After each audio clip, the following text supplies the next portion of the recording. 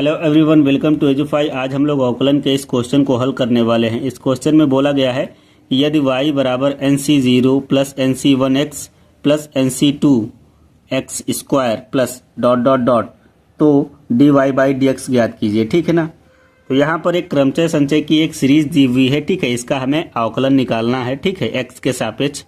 तो हम क्या करेंगे, हम इस वैल्यू को वैसे ही लिख लेंगे। y बराबर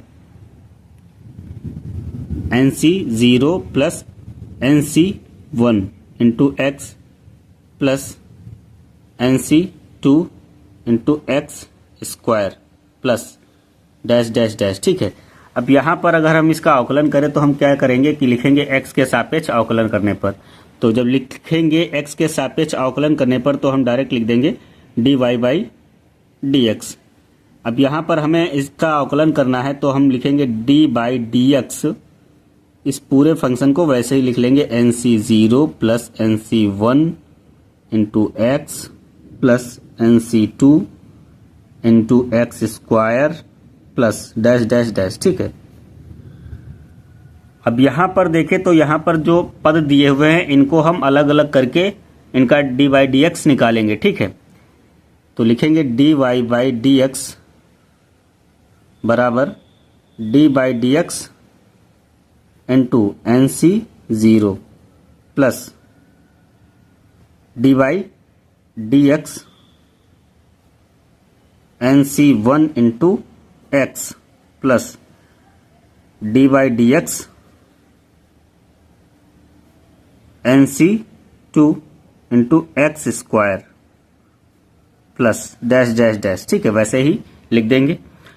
अब अगले स्टेप में क्या करेंगे, लिखेंगे dy बाई dx। यहाँ पर अगर देखें तो ये NC0 जो है ये कांस्टेंट टर्म है। ठीक है ना, एक अचर संख्या ही होगी। यहाँ पर कोई भी ऐसा नहीं है कि जो चर है।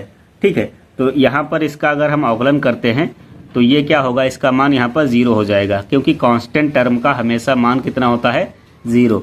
तो इसका मान यहाँ पर 0 आएगा। फिर प्लस यहाँ पर देखें तो ये कांस्टेंट टर्म है NC1, बाद में फिर लेकिन चर भी लगा हुआ है x। ठीक है, तो ये पूरा चर हुआ, लेकिन ये जो कांस्टेंट टर्म है बाहर आ जाएगा। NC1 जो है बाहर आ गया। अभी हमें d बाई dx करना है किसका, x का केवल। फिर प्लस यहाँ पर NC2 भी बाहर आ जाएगा। ठीक है, NC2 d by dx into x square plus dash dash dash. ठीक है, अब यहाँ पर d बाई dx जब निकालेंगे, dy बाई dx निकालेंगे तो कितना आएगा, ये 0 है। फिर प्लस NC1, अगर हम d बाई dx x का लेते हैं तो यहाँ पर क्या आएगा, इसका मान आएगा 1। ठीक है ना। फिर प्लस यहाँ पर NC2 लिखेंगे, dy बाई dx जो होगा वो एक्स स्क्वायर का कितना होगा, तो यहाँ पर पावर देखो 2 है तो पावर पहले आ जाएगी और इस x की पावर में से 1 कैंसिल हो जाएगी, निकाल दी जाएगी। ठीक है ना। फिर प्लस डैश डैश डैश। अगले स्टेप में क्या होगा, हम लिखेंगे dy बाई dx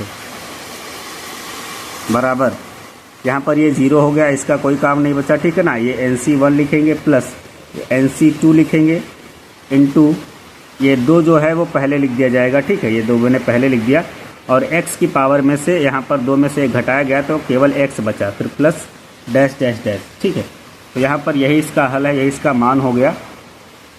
ठीक है, ये इसका डिफ्रेंशिएशन हो गया। तो आई होप आप लोगों को ये क्वेश्चन समझ में आया होगा। आप लोग वीडियो को लाइक कर दें और चैनल को भी सब्सक्राइब कर लें। Thank you.